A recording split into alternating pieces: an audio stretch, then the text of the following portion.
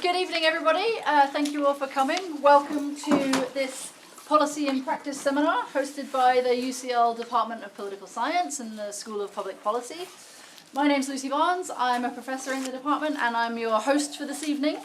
For what is the fourth event in this term's programme of the Policy and Practice seminar, but the first in a special mini-series surrounding, let me get this right, the priorities for the new UK government.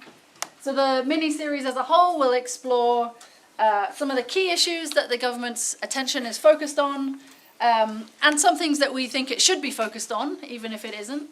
And this first event this evening, kicking that off, is a little bit of attention to the economy, and the title, as you're all aware, is Economic Growth and Its Limits. To discuss this topic, we have three expert panelists who I'll introduce in the order in which they'll deliver their opening remarks, which is not the order in which they're sitting, which is fine. Emily Fry, in the middle, is a Senior Economist at the Devolution Foundation. Her research primarily covers productivity, trade, energy, and how those intersect with living standards in the UK. She's previously spent a lot of time working on topics to do with finance and sustainability in finance and academia, working on topics of sustainability. Our second speaker will be Shankar Singham, who's an international trade expert and CEO of Competere Limited, a company that provides law and policy advice to governments and companies and promotes international trade and competition policy throughout the world. He also serves as co-chairman of the Growth Commission and co-vice chairman of the Trade Facilitation Commission, and has advised parliamentarians, government ministers, all kinds of important people on the overall approach to UK trade policy, including in the Brexit negotiations. Luke Rakes is our final speaker. He is a research director and deputy general secretary at the Fabian Society, and his expertise covers a range of economic issues, including regional economies and inequalities, devolution, productivity, and industrial strategy. Prior to his current role, he led IPPR North's research on regional economies and on devolution. The format for tonight, we will have opening remarks from each of our speakers, relatively brief. I may then ask some questions or make some effort to bring the speakers into dialogue with one another. And then we'll finish with hopefully a good amount of time for opening up the floor for questions from you all. So do be ready with all of your best questions. We are recording this evening, including the Q&A. The whole session will be recorded, posted online on the department's website, on our YouTube channel, and posted to our podcast as well. If you speak during the Q&A, you will be heard on those recordings. If you do not speak, you will not be heard on those recordings, so that's another thing to factor in as you hone your questions.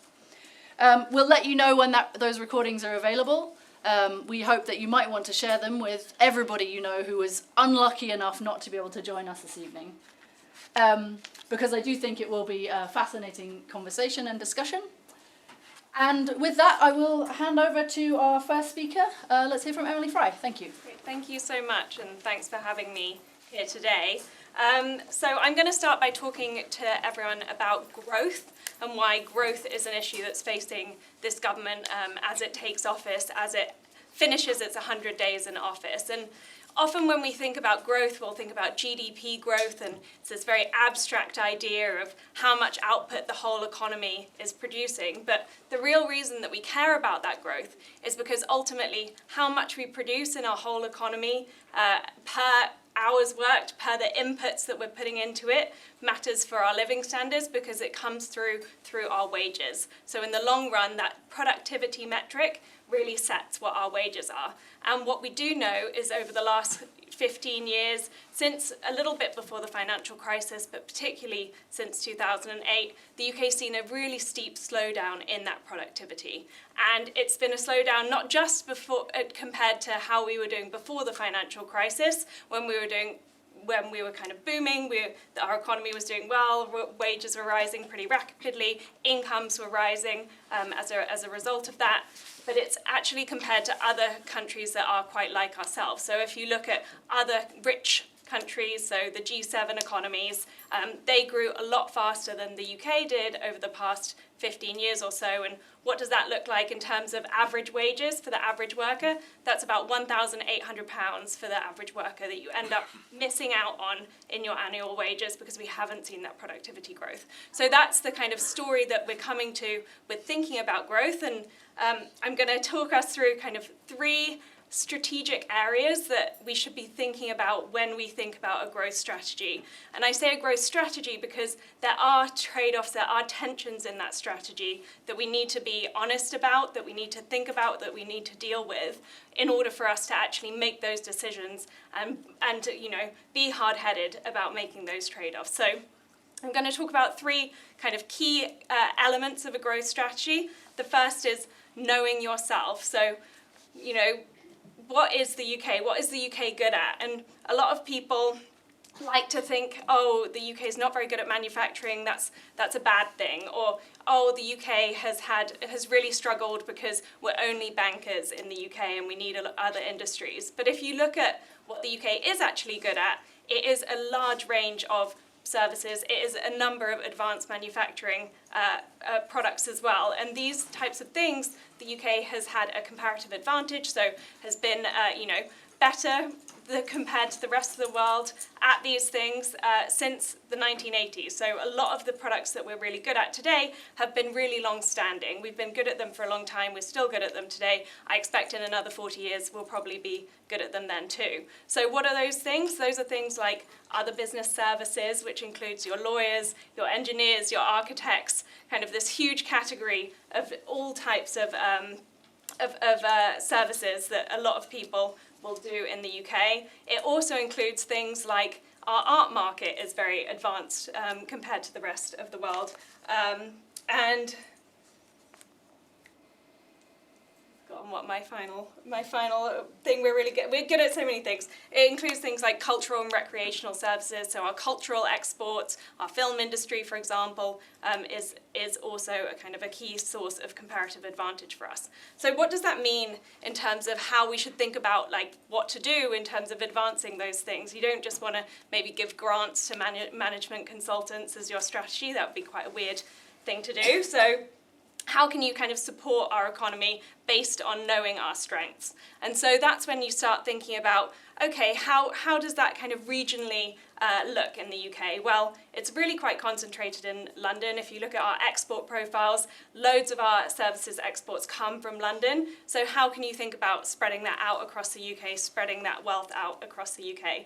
And so you can think about things like combining that with investment. So if we start thinking about what types of investment we need, some people might say, oh, you're a services economy, that means you don't need any investment because, services are very asset light, it's very quick. But the reason that you do need that investment is because how do people get to work? How did you come here today? You might have taken the tube, you might have come on a road, you might have cycled a bike on a road. Those things are investment, those things are infrastructure investment. So we need to be building out those types of infrastructure investment in cities outside of London. It's great that we have a very connected and very large labour market in London, but we also need to have that level of connectivity in cities like Manchester, in cities like Birmingham, which each have about 3 million people, but aren't nearly as well connected by public transport.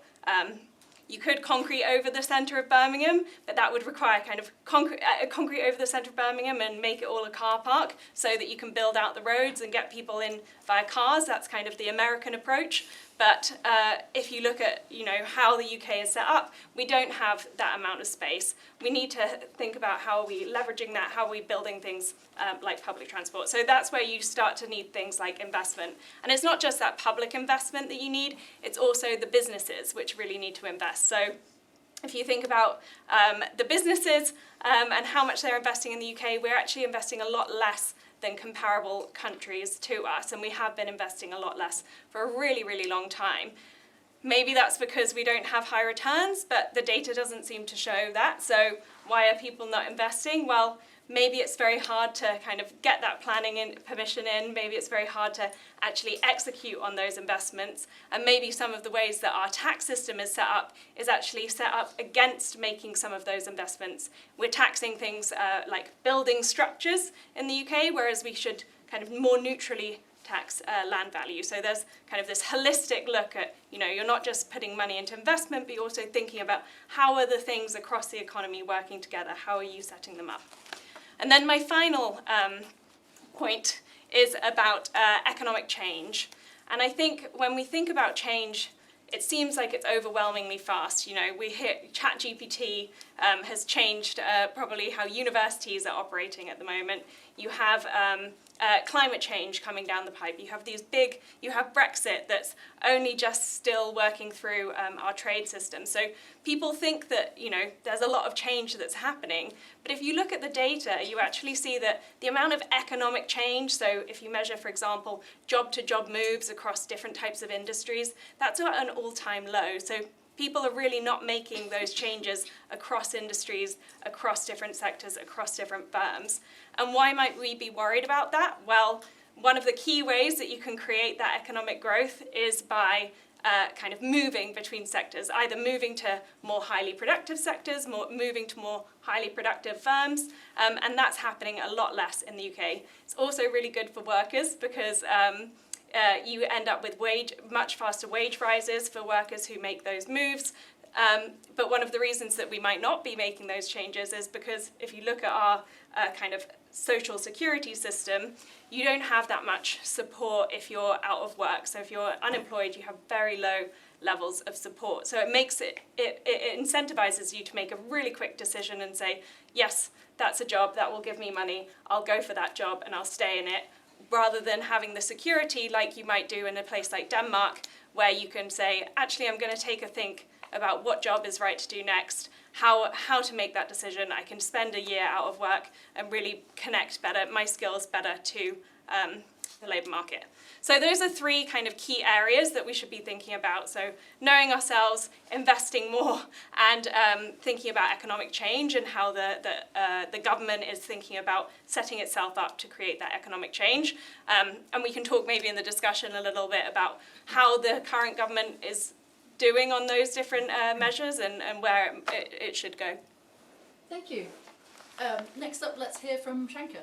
Okay, thanks very much. And just to underscore a lot of what Emily was just talking about, if you look at the post-World War II system, the Bretton Woods system, the system that is essentially the GATT and then the WTO, the IMF, World Bank system, we saw between 1947 and say about the global financial crisis time, but it's probably a little bit earlier than that, an incredible increase in productivity, an incredible increase in GDP per capita, huge numbers of people lifted out of poverty all over the world, and I think we tended to fall into the sort of false comfort of thinking that was the natural state. And what we have seen since probably about just before the fiscal crisis, in the G7 particularly, is this incredible slowdown of GDP per capita growth. We tend to focus on GDP per capita because that is a better productivity measure than just GDP. It really relates more closely to household income, so it's easier for people to understand what it means. And that's where we've seen really stagnant GDP per capita growth in the UK. And in Western Europe and Japan as well. The US has been a little bit more resilient, but it has not been a perfect picture. Just to give you a sense of the scale of that slowdown, I said the US has not been a perfect picture. But if you benchmark to the US, in the early 2000s, UK GDP per capita, i.e., the way to think about it is it's a little bit like household income, was 90% of US GDP per capita. It's now about 55%. So, and in 2022, the UK became poorer in GDP per capita terms than the poorest US state, which is the state of Mississippi. So there are many US states like Massachusetts, California, and so on, that are north of $100,000 GDP per capita. The UK comes in at about 47. So for many states, less than half. So this is a real change in people's quality of life. And this process has been going on for about 20 years, so 25 years perhaps. Just to give you a sense also of the compounding effect of this kind of situation. If the US economy had grown by 1% less year on year from 1890 to 1980, in 1980 its economy would be smaller than Mexico's in 1980. So a little bit of growth can go a long way, and a little bit of growth being stalled can also go a long way in the other direction. And we've had, as I say, about 25 years of this. So we have a problem, basically, is what we're probably both saying. And we compound that problem with, in Japan and China particularly, but also in Western Europe and in the US, we have a problem with demographics. We're not replacing our populations, and so we're getting, we're looking at potentially severe problems in that respect as well. In Japan, the situation is so bad that the previous Prime Minister basically described it as an existential threat to Japan itself, the lack of population growth there. So that's the income side. If you talk about people's standard of living, you've got to talk about the income side and you've got to talk about the cost side. And in the cost side, what we've seen is the reverse. We've seen costs escalate significantly in the last 20 years or so, and the biggest area where that's happened is energy prices in the UK. So energy prices have gone up. They've essentially quadrupled in the last 25 years. So we're at about 45 cents per kilowatt hour. The US is at 18 cents per kilowatt hour. India, China are at 2 or 3 cents per kilowatt hour. So if your population, your income, your household income is going down or not growing, and your costs are going up, then that will explain why people feel like they are in a real trap here. And so what should we do with this? And the Prime Minister has said, in fact, I don't think a Prime Minister has ever said it quite as clearly as this on either political party, that economic growth, by which he means wealth creation, is the central role of this government. And he has said that where something isn't going to create wealth, he's not going to do it, and where something is going to create wealth, it's going to get prioritised, and I would agree with that statement. This is not the same. When Tony Blair came in 1997, this was not such a problem. It's a major problem now, and therefore I think the government is right to prioritise this. So what can you do about it? So I'm going to focus on the trade and trade-related areas of where you can make changes. Clearly, we have a econometric model that looks at the contribution of three fundamental pillars to economic growth. One is how open your trading system is. The second is how competitive your market is, which means, is competition the organising economic principle of your sort of regulatory system? Are you incentivising competition, or are you incentivising monopoly or incumbent advantage? So that's the second sort of pillar. The third pillar is how well do you protect property rights?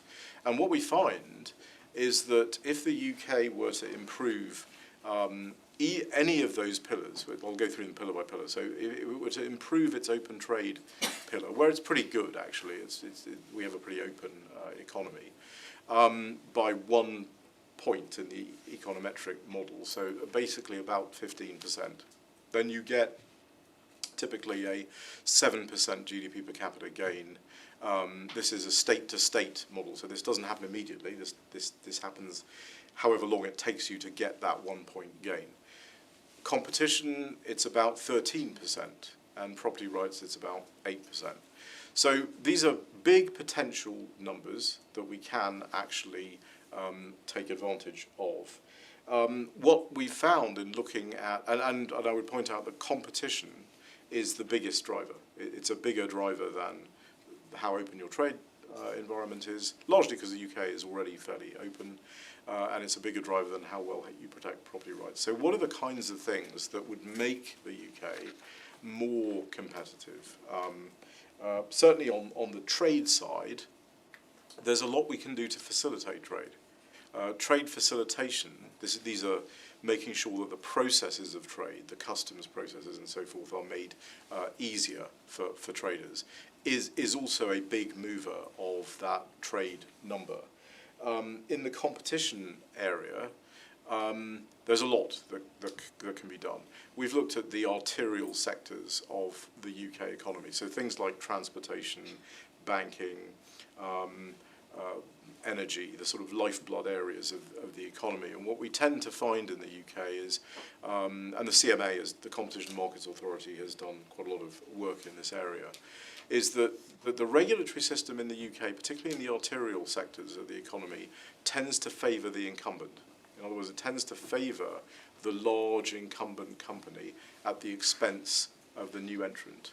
And if you can change that through a more competitive approach to regulation, then you will actually advantage regional economic development as well, because new entrants tend not to always be located in, the City of London. So you're going to be able to get more economic growth into more areas.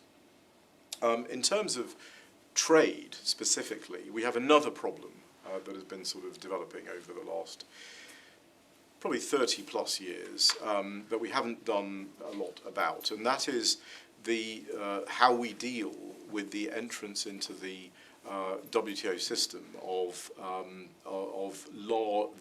the very largest advanced developing economy, which is China. And the China's economic model, which is a state-led economic model, has caused a lot of dislocations to the G7 economies, and we can come back and talk about what we might be able to do about that. But that is causing significant problems, and the medicine that's being talked about, and you've all heard President Trump in the US election talk about 60% tariffs on China. Sometimes the medicine is worse than the disease. So for the global economy, so we'll have to find a solution to that. So I want to end with a slightly more positive note, perhaps, than we've heard so far, which is I think there's actually quite a lot of economic gain to be had. We are by far a long way away from the sort of frontier of what you can do in order to generate GDP per capita growth. I mean, in other words, a lot of what we've done over the last 20, 30 years, we've done to ourselves. So, and was not necessary. So I think we can actually change that picture, and I'm hopeful that the new government will be able to do that. So I'll close with that, and happy to have more of a discussion in the question session. Thank you. Oh, nice bit of optimism to end with. And last but not least from our speakers, Luke Briggs. Thank you. I'm going to focus on the regional element of this picture. So the first point I'd make is that local or regional growth is incredibly important. I know it sounds like perhaps a statement of the obvious, but there is an old view which still persists it's probably whispered in the bowels of the Treasury at times at the moment too, that really only London can grow, and let's be serious, and only grow London's economy and redistribute those benefits to the rest of the country through social security, through public sector jobs, and through various other measures as well. That does have a bit of a modern iteration, which is essentially only the cities can grow, particularly Birmingham or Manchester. I'd argue that model of sort of just concentrating on only a small number of places, we know that it doesn't work. It doesn't work in this country, it doesn't work in any other country. It fails politically in very obvious ways, which I won't go into at this point, but we've seen that over the last 14 years. And in the States, in the UK, in France and in Germany, it's a political failure if you're just going to grow a handful of places. But it's also a social failure. If you fail to get those economies growing, you end up paying a much higher price down the line in terms of social failures. So we are the most regionally unequal economy in terms of our economy, but we're also the most regionally unequal in terms of health. We also have massive disparities in outcomes in terms of people's careers and in education, in large part because of essentially industrial decline 20 or 30 years ago. So we're paying the price through taxes, through public services, as they try to mop up the problems created by an imbalanced economy. But I'm going to focus on, I suppose, the core economic failure that constitutes. But essentially, all regions must grow in some shape or form. The trick is to think about what spatial scale. So I'm not saying that every village can grow, not every town can grow, but every region certainly can. I suppose the trick as well is to understand that regions can offer more than simply the density of their cities. And I think this argument about agglomeration, which some of you may have heard, about density in cities being able to drive growth, is a really important one, and it's one that I do support. It probably wasn't the case 10 or 15 years ago that people would have been talking about it. And actually it's only come into the sort of policy-making world in the last maybe 10 years or so. But it's really welcomed that aspect, national economic policy, which was very sort of blind to places and blind to regions before that, has sort of welcomed this new term, this new concept, that density of places can actually add value to the national economy. So that is good, but it's only partial, and it's often misinterpreted, I think, by policymakers who skate a little over the evidence. So there is a broader regional offer which has agglomeration at its heart, but is not exclusively that concept. And the first thing to do is to understand that sort of agglomeration economies, the economies that happen from having more people within a place, are actually better conceived as connectivity rather than density. So if you're connecting places up rather than just densifying places, then you can actually have a more inclusive and a more effective way of growing your national economy. So if you take a city region like Greater Manchester, which is about 3 million people, or the West Midlands, which is another 3 million people, and I live in Greater Manchester, I'll be going back up there tonight, Euston permitting. Greater Manchester is not an island. It is also not a city. So Greater Manchester is a conurbation of cities and towns, and half of that landmass is greenbelt. So it's not a city at all. Manchester, where I live, is a city. Salford is technically a city, but I won't go into that.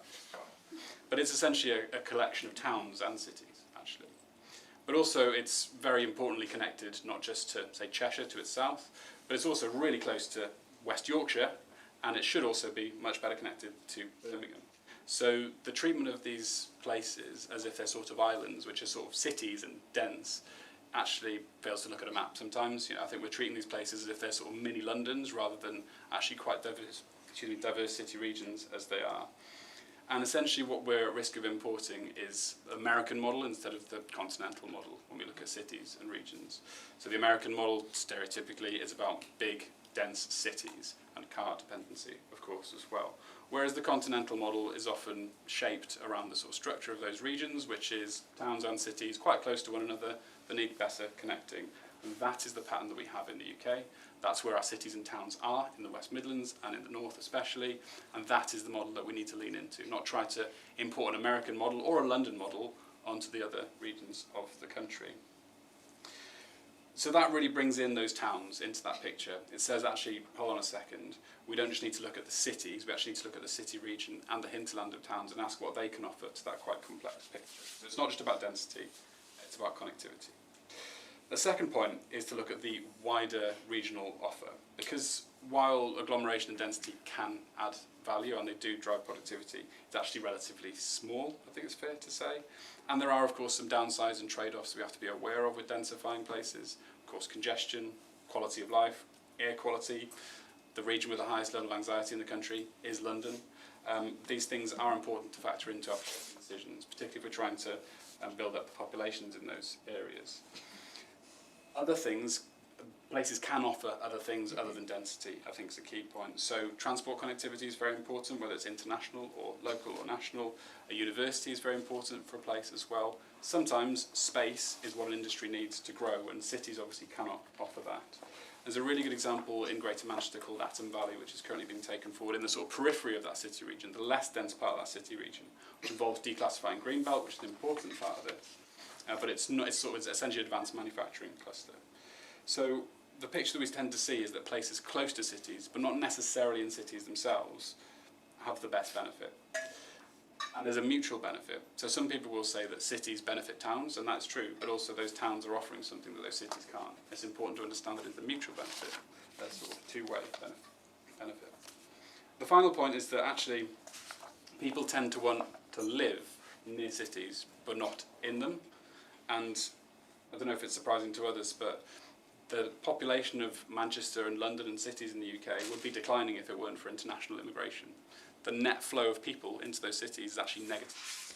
And people tend to move in their 20s and then leave in their 30s, and they often move to that hinterland, to that wider belt of towns in their hinterland. And that's essentially natural. That is the natural part of people's life course. Those are the decisions that people want to make, and I think economists love to look at preferences and things that people want to do. We need to look at those decisions and lean into them. And this is what we see across most countries. People moving into the city in their 20s to pursue a career, often in services, then wanting to move outside of that city, close to that city, to work in that city in order to live where there's more green space, where there are homes that are better suited to their lifestyle. So you essentially have this fountain effect. The cities perform in well-functioning economies, and our economy, we're essentially trying to keep everyone in that, London especially, which creates higher costs in that city region, which then stops people from being able to move in easily in their 20s. Or if they do move in, they're paying those higher costs. So we need to, again, lean into the way the economy wants to work and the way that people want to behave, and look at those other countries where people tend to move into cities and then back out again nearby. So again, what we're seeing is that places near to cities are incredibly important, as well as the cities themselves. So how do we get the most from our regions? So it's not a question of essentially taking those cities and cramping them together and making them more congested and disconnected from their wider region. That's just not going to work. That's not what people want to have happen, and it will just end up in awful outcomes. Instead, it's better to see those cities as well-connected regional centres. So yes, that sort of dense and vibrant urban core, particularly in terms of business density, but those city regions plugged in much more effectively into the city core as well, and that wider hinterland and that diversity of sectors brought into the picture as well. All of them working as well as you can hope together, and people able to choose where they want to live. Do they want to live in a city centre, or do they want to live outside of that city centre and still have those job opportunities? In terms of policy, where does that lead us? Mostly in the direction the government is currently going. I think the devolution model works quite well with this. The sort of mayor on top of 10 local authorities is quite a good model for making sure that the whole of that city region is represented in those decisions. I think bringing regional leaders into the development of industrial strategy is very important, because different places have different industrial strengths. It's important to bring those to bear as well. But the part that's, I think, underdeveloped is that pan-regional picture, which keeps coming back to policymakers. There was something called the Northern Way before 2010. There was the Northern Powerhouse, for those that remember it, from 2014 onwards. And the idea that we need to work at that larger scale, as well as within those places, in order to work. And there do need to be some kind of pan-regional structures, perhaps just focused on rail or broader economic strategy, a bit of spatial planning in there as well, if that's controversial, in order to make those regions function better. So in short, what's the best way to grow the national economy? If I could only have one answer, it would be connectivity, transport connectivity between those cities and within those cities. Thank you. So thank you all, and while you all ruminate on the questions that we're going to elicit from you, hopefully very shortly, I just want to bring in, I think, the second half of today's title, which is and its limits. And I have a question that is essentially about sustainability in the face of trade-offs of a slightly different flavour for each of you. So for Emily, I think I'm really interested to hear how you see the relationship between the kind of growth that you think we should be prioritising, playing to strengths, investing, and so on. But are there ecological limits to growth as that kind of strategy, the ecological sustainability of growth as a solution? For Shankar, I think it's a little bit of a question less about sustainability in the terms of a barrier and more sustainability thought of as a kind of resilience. In the context of both openness and very vociferous competition, you're going to end up with a lot of losers and possibly kind of volatile shocks. And so do you see that as a manageable trade-off, or how does that play into how we should be thinking about both trade openness and competition, which can expose some people or some sectors to greater risk? And so how does risk fill into that kind of sustainability as resilience picture? And then finally for Luke, you touched on this briefly, I think, when talking about mayors and the kind of institutional side of things, but what are your thoughts on the political sustainability of different patterns of geographic programming for the economy, if you want? Because obviously our political system is geographically distributed across the country in a way that slightly overlaps and slightly distinct from these economic regions. So how do those two different geographies overlap? If anyone is ready, you can go ahead. So I guess I'm going to take your question as, the UK has its target to meet net zero by 2050, a very important target. What's been happening so far in the UK's journey to meeting that target is we've essentially decarbonised half of our energy system. Most people who switch on the lights don't notice that we've decarbonised half of our energy system. It's not something that's reached into our homes. It's not something that you've had to make kind of day-to-day decisions about. And I think what's really key in kind of how we're thinking about going forward, what does the ecology look like? Well, we're going to have to be thinking about things that do actually affect us as individuals, and also does have a very important kind of distributional impact. So if you're asking everyone, okay, we need to insulate our homes and we need to kind of install heat pumps by 2030 or 2035, the key there is, okay, some people might have £10,000 just sitting in their bank account that they can use to insulate their home, but a lot of people are not going to have that amount of cash in their bank account to insulate their home. So how can you think about supporting different types of people across the income spectrum and making sure you're not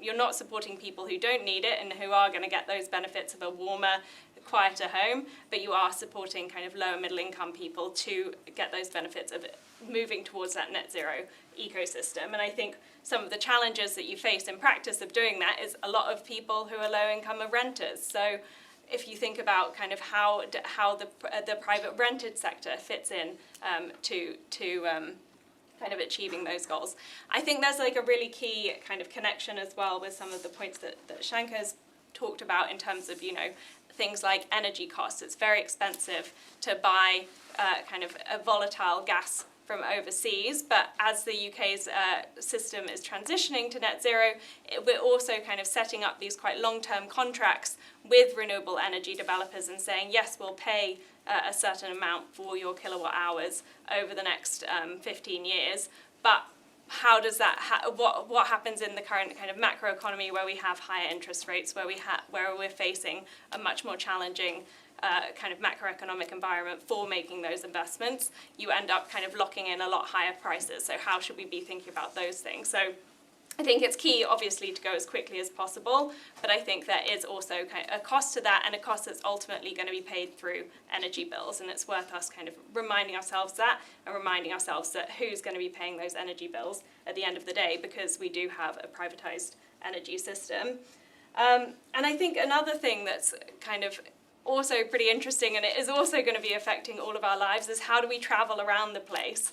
And if you look at, who is more likely to fly out of the UK, it's the top income bands that are far, far, far more likely to be flying, not just once out of the UK in a year, but multiple times outside of the UK in a year. And that's one of the key ways that we are creating emissions, that we are kind of, unsustainably, I guess, polluting into the atmosphere. So how can we be thinking about changing some of those behaviours and changing maybe the amount that we fly, the amount that people are travelling around? And there are various ways to think about kind of taxing those externalities and making sure that we are actually bringing them back in to people. Thank you. This is a really good question, actually, because I think it's the central question, which is the winners and losers in the politics of this. And I started out my career actually when the Berlin Wall came down, and spent a lot of the early 90s working in the former Soviet Union on the transitions in those countries. And we actually worked in the Soviet Union, we worked in Poland and Hungary, we did the Europe agreements, which were the initial stages for Poland and Hungary to accede into the European Union. And I then did a lot of work in Latin America after September '92 when the Apertura happened, which was the move from these sort of import substitution models to more sort of competitive models. And I think we all of us who were involved in this process in the 90s made a fundamental mistake, which is to assume that if you open up trade at the border, that competition will automatically follow. We all assumed that this would happen. That you open up, you bring China into the WTO, you bring all of these countries into the global system, and the competition would automatically follow, and it didn't. And in fact, what happened was the gatekeepers of the economy became very enriched, because obviously if you liberalise, you know, the people who are immediately benefiting do well. The price at which goods are priced inside the market is determined by conditions of competition. And if you haven't changed those conditions of competition, then they don't see any benefit. And what happened in the 2000s, starting with the Seattle WTO riots around the WTO ministerial, which I found myself in, locked down in a hotel in Seattle, it started really around then, and it moved sort of through the 2000s, was this feeling, I think, in people, and this is what led to Hugo Chavez winning the election in Venezuela and so on. Instead of saying what I, as an economist, would have said that they should say, which is, this is a failure of domestic competition, we didn't properly integrate competition changes at the same time as we integrated countries into the trade system, they just said, the whole thing is bad. Globalization, liberalization, the whole thing is bad. And that created a wave of support for this state-led capitalism kind of model, which was the state can do it better, which you started to see happening in Latin America and to some extent in Asia and so forth, slightly lesser extent in Asia. And what this did in the G7, though, we really felt in the 2010s. Which was the effect of that state-led capitalism, the effect of that countries like China coming into the economic system, where, you know, at this time, the distortions in the China market were immense. The companies, textile companies in China were getting free water, free land, free energy, free money, etc.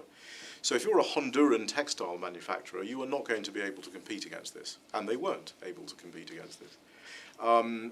If you're a US steel company, you're not really able to compete against this. If you're a UK steel company, you're not really able to compete against this. So what did we see in the 2010s? We saw all those job losses in places like Ohio and Pennsylvania and Redcar and so forth. And, you know, at one point, I think the unemployment rate of people between the age of 18 and 30 in Redcar was about 90%. Because of the closure of all of these steel mills. So again, what do people in the G7 say when this happens? Again, they don't diagnose it in the way that I've diagnosed it. What they say is, we want someone to protect us from this. And one of the reasons, probably the main reason, that Trump won the election in 2016 was because he offered protection against this. That's why in the election now we have this big discussion about tariffs, things that would have been absurd to even suggest in the history of the international trading system from 1947. You know, a 10% tariff on all your trading partners, a 60% tariff on one particular trading partner would have been unheard of. But it's happening because of that winners and losers political economy problem that we have. And I think the root cause of it is the failure to deal with competition. Because if all you're doing through your liberalisation system is actually strengthening the incumbent advantage, creating the oligarchs in Central and Eastern Europe, creating the oligarchs in Latin America, or strengthening the ones that existed before, you're buying yourself a big political problem. I mean, where I would diverge from, I'm broadly speaking a sort of classical liberal, like most economists, but where I would diverge from the sort of pure free trade worldview is that if you don't deal with these problems, if you don't deal with internal barriers, I mean, the pure free trade view would be China's cheap, it's great, all our stuff is cheap, that's good for us. But if you don't deal with that issue, then you buy a political problem that manifests itself usually in medicine that's worse than the disease. So the net effect, if the US were to impose this tariff that has been talked about, and if the Europeans, as they probably would have to, adopt a safeguarding tariff in response, then the net damage to the US economy is about between 400 and 700 billion dollars. The net damage to the China economy is about 400 billion dollars as well. So this will be catastrophic for the global trading system and for all of us. But the reason this is being discussed is because we don't have an alternative. We don't have a better alternative to deal with that issue. So I think this is why I think competition is so critical, because competition is basically the way you would deal with those issues.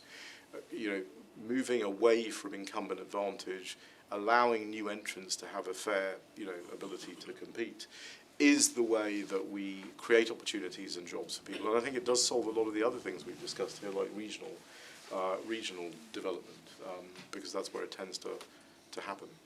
Thanks. Luke, any final Sure. Just briefly, I suppose. I think there's a couple of dimensions to your question. The first is to say that as well as being the most regionally unequal, we're also the most centralised country in basically the high-income world in the OECD.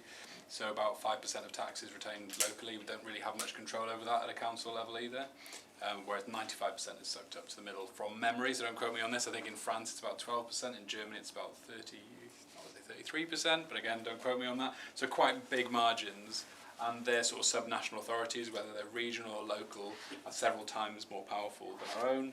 Their spending power locally on economic development is about twice as much as a percent of GDP. And again, across the OECD, it's similar. So the UK just basically doesn't have much local power to spend on things like economic development, which is why our cities just don't really have much metro or light rail networks that you see in French or German cities.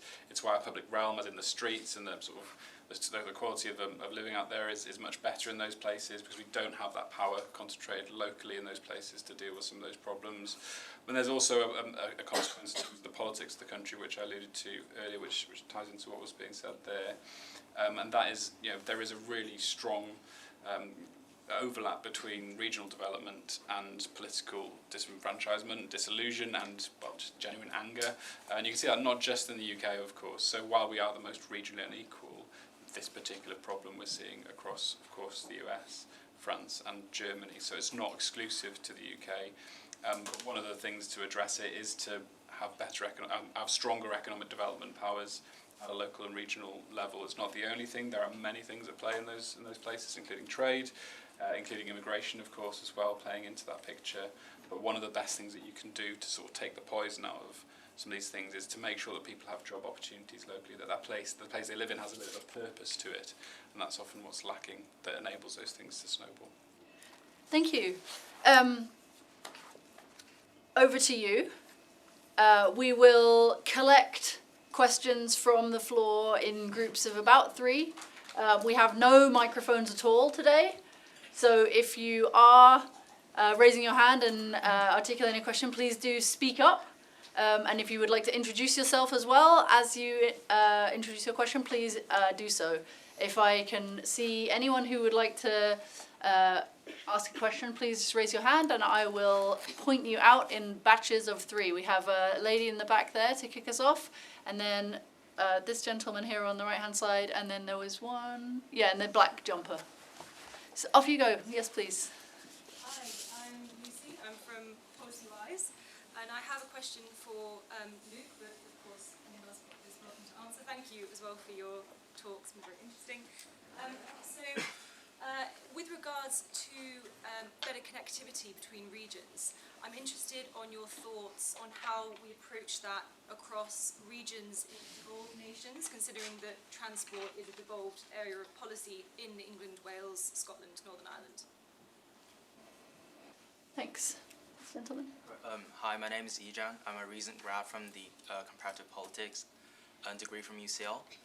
Thank you very much for the talk, and I guess my question is to the entire panel.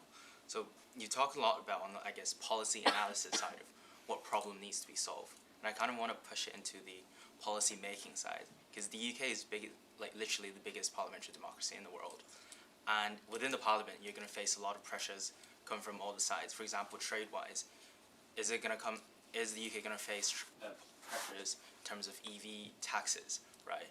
Or in connectivity-wise, the HS2 has met a lot of pressures as well. So I guess for all your plans for UK's growth, do you expect or do you preempt that there are going to be any external pressures to the government that they will have to make a choice? Thank you. And finally, in the middle. I'm Isabel. I'm a UCL student. I think my question is best for you. How do you think places that have significant economic activity but they don't fit under the mayor umbrella, like I think Burnley is a good example, how do they fit into a regional growth agenda, which does appear to be like driven mostly by the mayoral model and by people like Burnham Street? Thank you. Great set of questions. So we have, I think, a good agenda for Luke. So if you want to kick us off, and then we'll mop up the rest. Really, genuinely great questions, so thank you for those.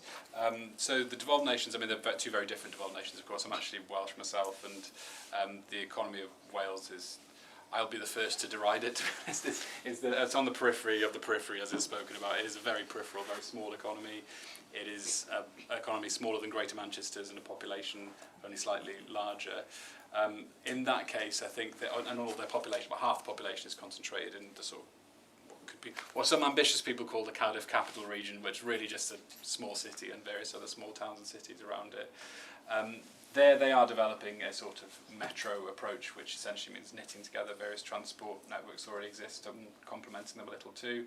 There were proposals not long ago to do a sort of cross-border metro system in the north of Wales as well, across to Liverpool, because a lot of people up in the northeast of Wales look eastwards towards Manchester and Liverpool as well. I don't think they've had the they might have the formal transport powers, but I think even those are quite partial. They've not the capacity, capability and local spending power, I'd say, to develop the transport networks they need and could do with more. It's not necessarily a question of formal devolution of power there. I think there needs to be a bit of capacity building too. In Scotland's case, actually, there's some really good examples of Scotland investing in the Borders Railway. So they essentially looked at, when you're planning a transport scheme, some of you may know, often the deciding factor is what's called the benefit-cost ratio, which should only be a small part of decision-making, ends up being quite a big part of decision-making. So it's essentially economists going in and saying these are the economic benefits and these are economic costs, and you obviously want the benefits to be higher than the costs. And lots of these schemes didn't, the Borders Railway scheme had a very poor benefit-cost ratio, as did a number of schemes. But they decided to go ahead anyway, and it turned out that it worked really, really well. So that's, I suppose, an example of devolution to override, I guess, sometimes the Treasury's approach. And the Treasury is essentially in charge of transport investment by sort of setting these tests and interpreting these tests and making it quite difficult for transport schemes often to go ahead because they set quite a high bar. So devolution can enable you to circumvent those often counterproductive ways of doing things and to take a risk, because ultimately it's got to be a political decision whether to take a transport project forward or not. And these sort of value for money assessments, the Treasury's Green Book and the benefit cost analysis and so on, those are good to inform that, and they're really, really important, but political decision making is important as well, and that's, I think, where devolution comes in. They also have the ability, I think, to bring forward projects, which is often what's lacking. So Andy Burnham used to talk a lot about when he was, I think, Chief Secretary to the Treasury, just not having projects on his desk that he could say yes to outside of London. And that's often the problem. There's no one there to say, here's our project, can you give it money, except in, of course, London. Now we do have some of those institutions. So in Greater Manchester, Transport for the North, Midlands Connect, they're still very young, they still don't have the capacity they need to do that job very well, but they are there. Beyond the city regions, how are you going to do that? That sort of latter question directed at me. I think it's a very good question. So they are now trying to spread that model across the whole of England. I think it is, generally speaking, probably the best model, if not a perfect model. It's the best model we're going to get. It builds on the local authorities, so it doesn't sort of, as with the London mayor, it doesn't sort of superimpose a mayor on top that's disconnected from their councils. That's quite important, because a lot of the delivery of these policies will be done by those councils. So economic development often involves, say, housing development, involves roads, involves planning permissions, it involves a lot of things that councils actually are much better placed to do if they were better resourced than trying to have something on top interfering in those places. It makes much better to integrate those things. So that combined authority, mayoral combined authority model should essentially be extended across the country. Some people would say it only really works in a city region where you've got a single core. I don't necessarily agree that that's the case. I mean, I think if you just you should just be able to adapt it to whatever circumstance, and with those empowered local authorities, they can check any sort of centralising tendency within it. In terms of finally on the policy making pressures, in many ways the politics work in favour of these kinds of projects, which is why it's quite shocking as an institutional failure. If you look at HS2, well, there's obviously political failure there because the Conservatives backbench MPs requiring it to go underground, which is just a travesty, to be honest, the way that has been handled in various ways. But it's also massively, I think more significantly, an institutional failure to plan, develop and then deliver transport projects and other projects more generally in a cost-effective way. As I think everyone acknowledges now, it's a massive failure. Yeah, just I think maybe if either of you want to weigh in on this question of how to actually get these policies made in the context of the kind of parliamentary pressures. Yeah.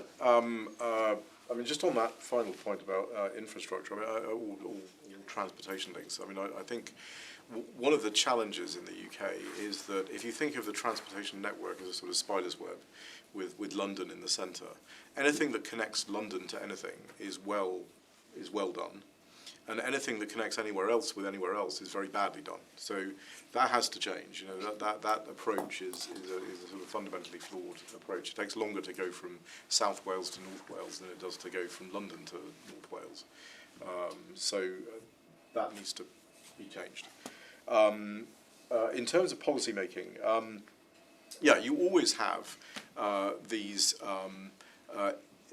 issues to deal with. You know, people will always advocate for their interests, which is entirely appropriate that they should do that. But that is why I think, you know, making sure that you have good cost-benefit analysis approaches, that you actually understand the totality of the costs that are imposed by a particular regulatory framework, or the benefits that are imposed, and understanding the dynamic effects of those, which we're not very good at doing. I mean, Treasury models that Luke referred to are notoriously bad at understanding dynamic effects. You know, they're very good at static analysis, but not very good at dynamic analysis. And so we do tend to underestimate dynamic effects. With any kind of cost-benefit analysis, and the cost-benefit analysis I would suggest is, and I think they're sort of slowly getting to this point, countries, OECD countries have all moved in this direction, broadly speaking, but none of them do it very well. But you look at the effect of the particular regulatory thing that's being proposed, or the law that's being proposed, or in the case of your EV, you know, tariffs, that issue. You look at the effect on trade, you look at the effect on competition, you look at the effect on property rights protection, and you determine this is the cost of doing this. Now, with any kind of cost-benefit analysis, simply because there's a cost or the benefit does not outweigh the cost doesn't mean you don't do it.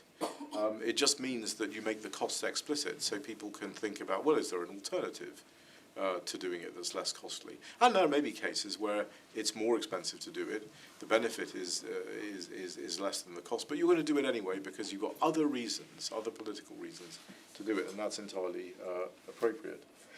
One thing we've got to watch, though, very carefully, and that's why making these costs explicit is important, is if you look at the incumbent advantage in the UK in terms of the regulatory system, particularly in things like energy and banking and so forth, and you look at why regulation has lots of anti-competitive aspects to it, it's not an accident. It's put there by the incumbents themselves. You know, there was a very interesting study that Singler of Goethe University just did on a machine learning study on the entire federal rule book in the US.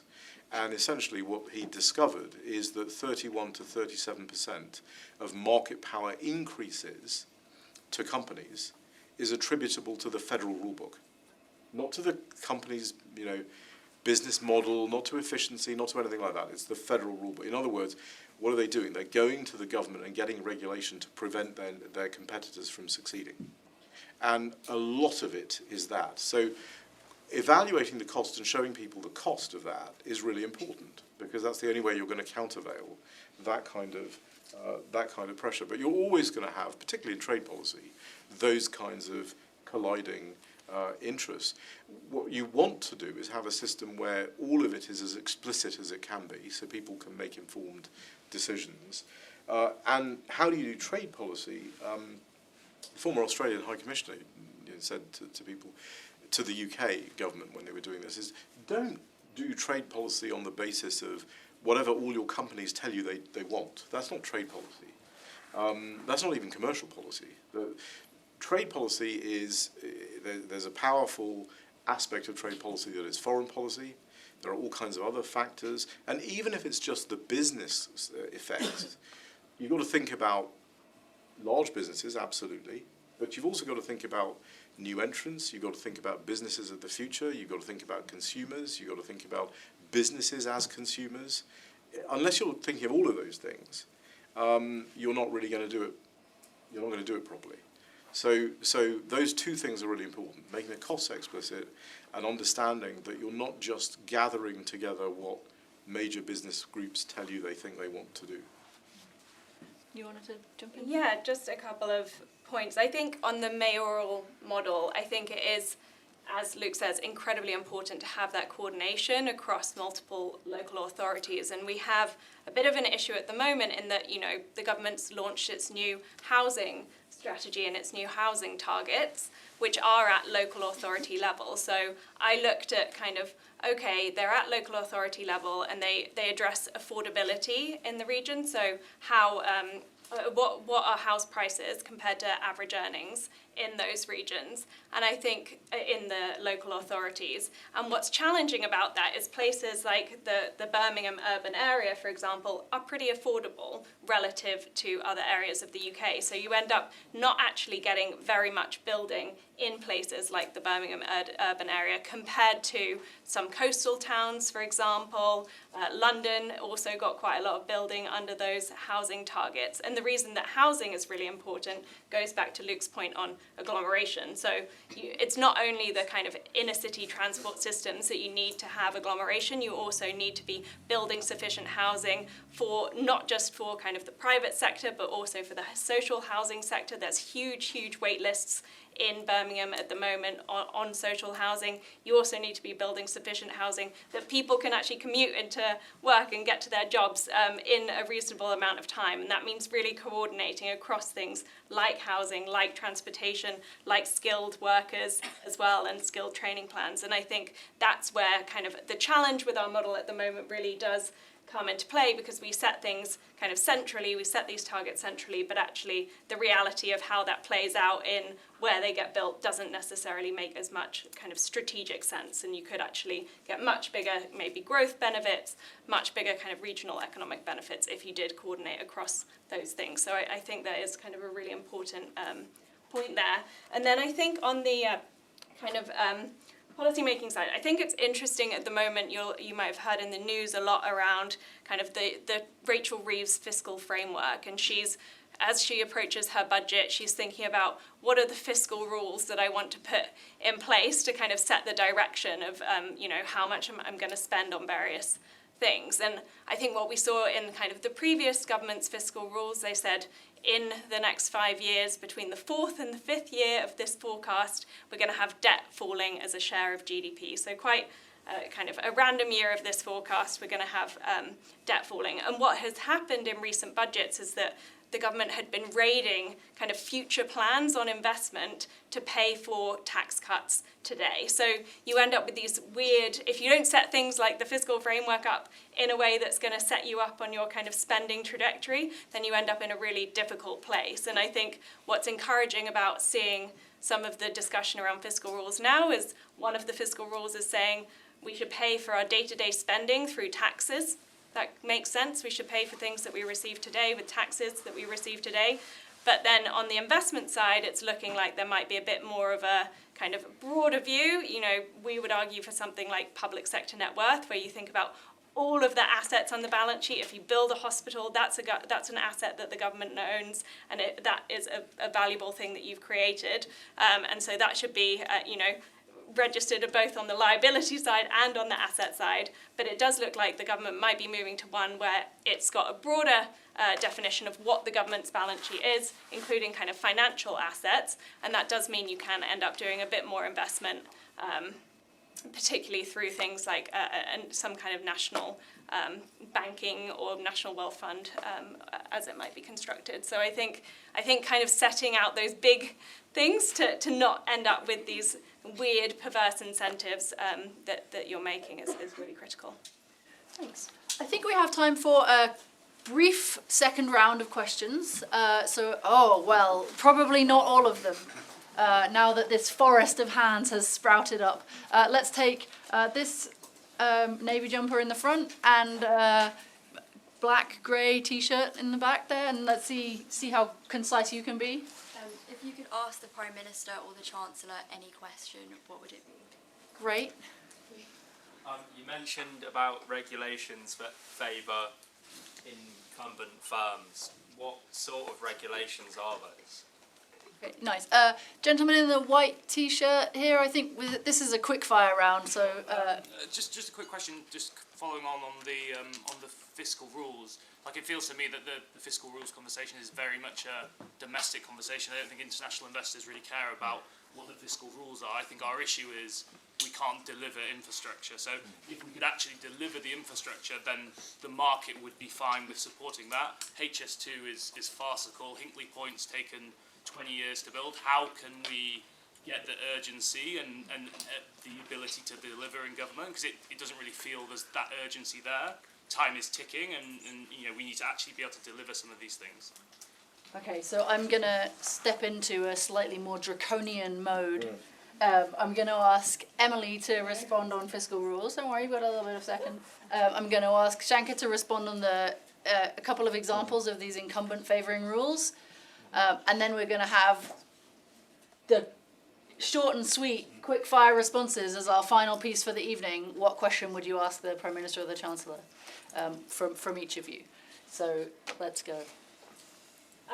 So on fiscal rules, I think, yes, absolutely. It needs to be setting up the UK to actually deliver that infrastructure building. And I think what's really interesting about our public investment is, like, you might think about public investment as infrastructure, but actually two-thirds of it is things like schools, hospitals. The reason that we have, one of the lowest number of beds per capita in our hospitals in the OECD, in this kind of huge group of richish countries, is, we haven't been investing in our hospitals, and so you don't end up with some of those benefits around healthcare, as well as you end up with inefficiencies in healthcare as well. And the government likes to talk about kind of productivity in the public sector, but we haven't been talking as much about capital spending in the public sector. So delivering on those things, delivering on kind of the roads and railways, as well as the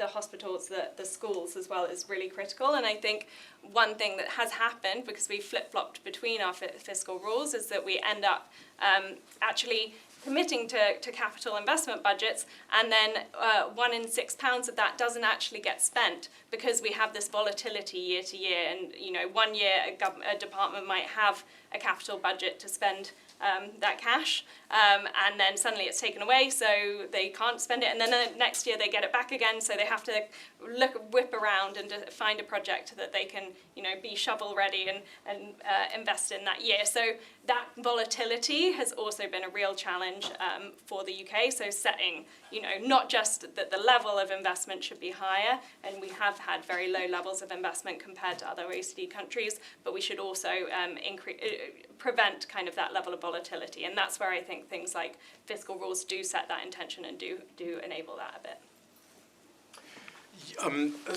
Almost anything that an incumbent company would want to increase its competitors' costs is usually where that's where you're going to get it. I'll give you three sort of slightly different examples. So, and one is the sort of vested interest example, which is a big one for the UK. We talked about planning. We talked about all of this.